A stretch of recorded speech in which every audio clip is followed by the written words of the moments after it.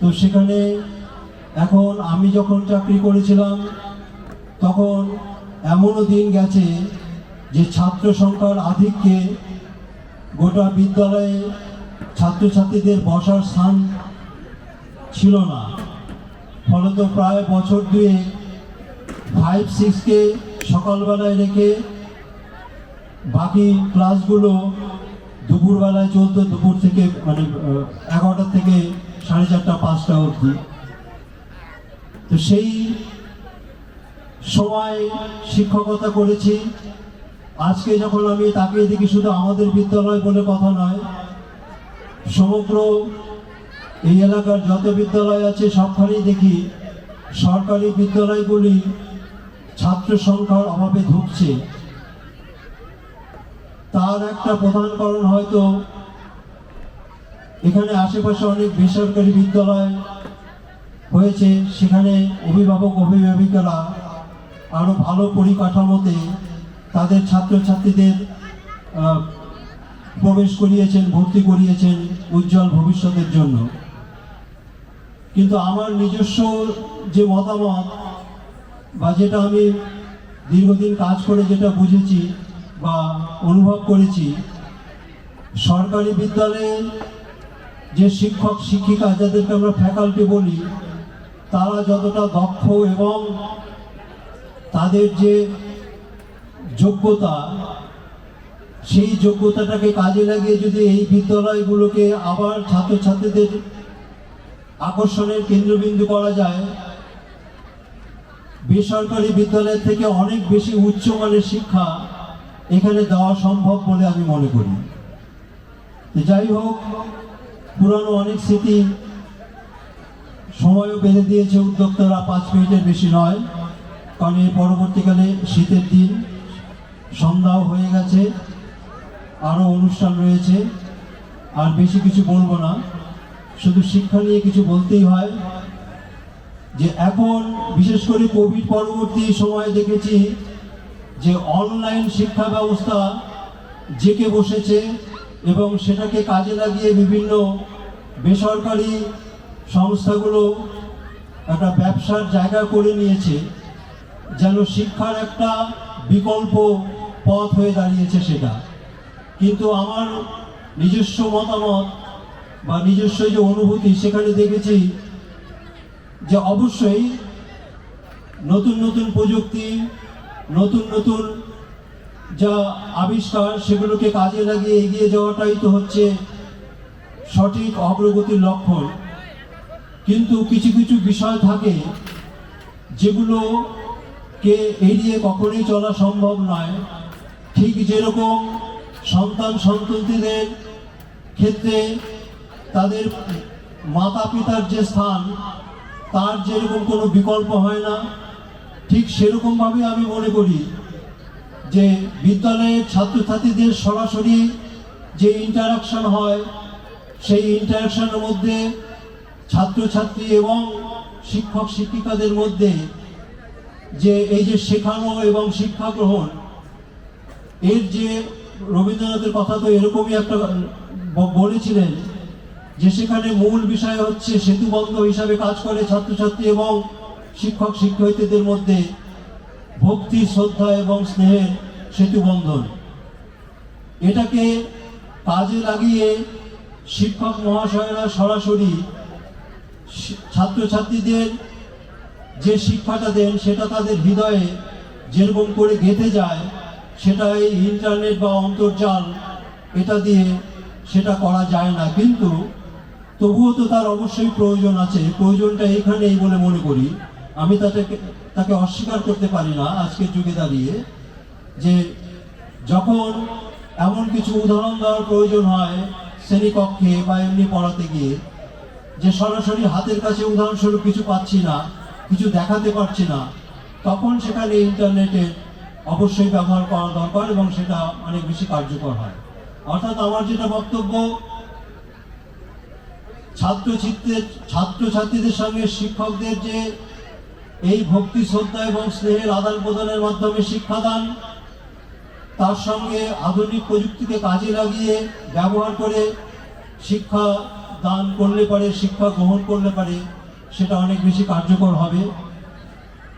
কারণ আর একটা বিষয় বলে আমি ছাড়ছি যে আজকাল অনেক ক্ষেত্রে সামাজিক বিভিন্ন ক্ষেত্রে বিভিন্ন রকম অবক্ষয় দেখতে পাই, যেটা শিক্ষক হিসাবে, মানুষ হিসাবে ব্যথিতও করে। রবীন্দ্রনাথ কথা বলেছিলেন যে এই পৃথিবীতে শিক্ষিত লোকের অভাব নেই, কিন্তু শিক্ষিত বিবেকের বড় অভাব। তো সেই অভাব পূরণের জন্য আমরা এতদাঞ্চলে যারা শিক্ষা অনুরাগী, শিক্ষক শিক্ষিকা বা শিক্ষার সঙ্গে যুক্ত যারাই রয়েছি, তারা এগিয়ে এলে পরে এই বিদ্যালয় আবার নতুন নতুন ছাত্রছাত্রীদের পানোচ্ছ্বাসের জায়গা, শেখার আনন্দে শেখার একটা উৎকর্ষ কেন্দ্র হয়ে দাঁড়াবে এই আশা করে এই বিদ্যালয়ে এবং এই আজকে এই অনুষ্ঠানটা যারা উদ্যোক্তা, সকল শিক্ষক শিক্ষিকা, এখানকার এলাকার শিক্ষানুরাগী মানুষ, আমার কয়েকজনের নাম না বললেই নয়, এখানে বঙ্কিমদা থেকে শুরু করে মৃদুল, তারপরে সেক্রেটারি সৌরেন্দ্র বাবু, এদেরকে দেখেছি এই বয়সেও যেভাবে গত 1 বছর ধরে যেভাবে অক্লান্ত পরিশ্রম করেছে। বিদ্যালয়ের প্রাক্তন শিক্ষক হিসাবে এখনো এই শিক্ষাঙ্গনের সঙ্গে নিজেকে মনের দিক থেকে অনেকটা যুক্ত ভাবি। তো সেইখান থেকে দাঁড়িয়ে তাদেরকে আমিও কৃতজ্ঞতা জ্ঞাপন করছি। এই বিদ্যালয় এই এলাকার মধ্যে উৎকর্ষের একজন কেন্দ্র হয়ে উঠুক এই আশা করে আমি আমার বক্তব্য শেষ করছি।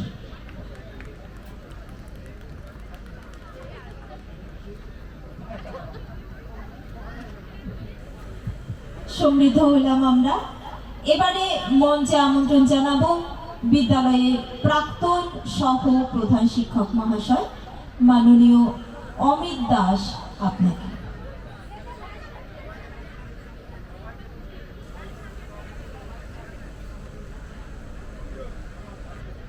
পরবর্তীতে আমরা বিদ্যালয়ের শিক্ষিকা মাননীয়া দোলা আইচ মহাশয়ার কণ্ঠে একটা গান শুনে নেব।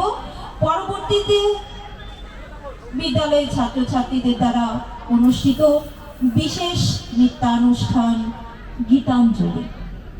বিদ্যালয়ে আমন্ত্রণ জানাচ্ছি মাননীয় প্রাক্তন প্রধান শিক্ষক সহকারী প্রধান শিক্ষক মহাশয় অমিত দাস আপনাকে।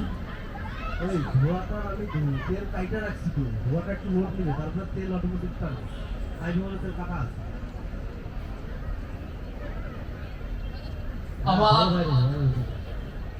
সামনে বিদ্যালয়ের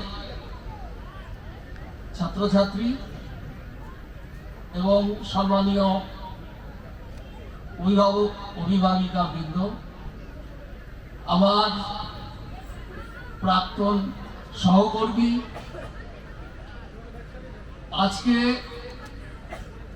75 বৎসর পূর্তি যে মঞ্চ, সেই মঞ্চে দাঁড়িয়ে আমি কিছু বলার সুযোগ পাচ্ছি।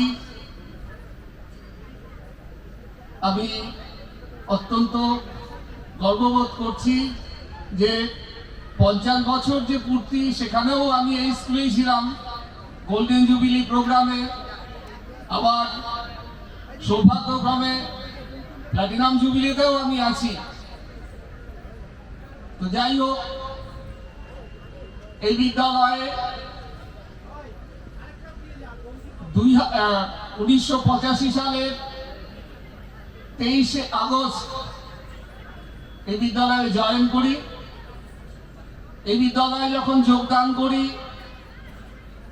আজকের যে কলেবর বিদ্যালয়ের যে চেহারা, তার অর্ধেকেরও কম ছিল সেই বিদ্যালয়ের চেহারা। মাত্র 4 থেকে 5টি রুম ছিল, সামনে মাঠের দিকটা কমপ্লিট ফাঁকা। সেই বিদ্যালয়ে 1985 সালের 23শে আগস্ট আমি যোগদান করি। তখনকার প্রধান শিক্ষক মহাশয় ছিলেন স্বর্গীয় শ্রদ্ধেয় শ্রী সুশীল কুমার লাহিড়ী মহাশয়। তারপর ধীরে ধীরে উত্তরোত্তর স্কুলের শ্রীবৃদ্ধি হতে থাকে। একটা সময় স্কুলের যে অবস্থা দাঁড়ায়, আমরা মাত্র 11 জন শিক্ষক এবং ছাত্র সংখ্যা প্রায় 2200 স্টুডেন্ট। আমরা শিক্ষক মহাশয় তখন মাত্র 11 জন। যাই হোক, সেই অবস্থাতেও আমরা শিক্ষাদান করে গেছি এবং আমাদের যে ছাত্র, আমরা গর্ববোধ করি অনেক বড় বড় জায়গায় আমাদের সেই ছাত্ররা ছড়িয়ে ছিটিয়ে আছে পৃথিবীর বিভিন্ন প্রান্তে এবং বিভিন্ন শাখায়, বিজ্ঞানের, সাহিত্যের, সবখানে। তো যাই হোক, আজকে বেশি সময় নেই, এরপরে অনেক প্রোগ্রাম আছে। তো 75 বছর পূর্তি উপলক্ষে আমি এই মঞ্চে এসে অত্যন্ত গর্ববোধ করছি। আমার সহকর্মীদের, প্রাক্তন সহকর্মীদের অত্যন্ত ধন্যবাদ, ছাত্রছাত্রী এবং শিক্ষানুরাগী সবাই যে পরিশ্রম করে 1 বছর ধরে এই সমগ্র অনুষ্ঠানটি আজকে উপস্থাপনা করছে, তার জন্য অত্যন্ত ধন্যবাদ। আমি শেষ করছি এই বলে, ধন্যবাদ।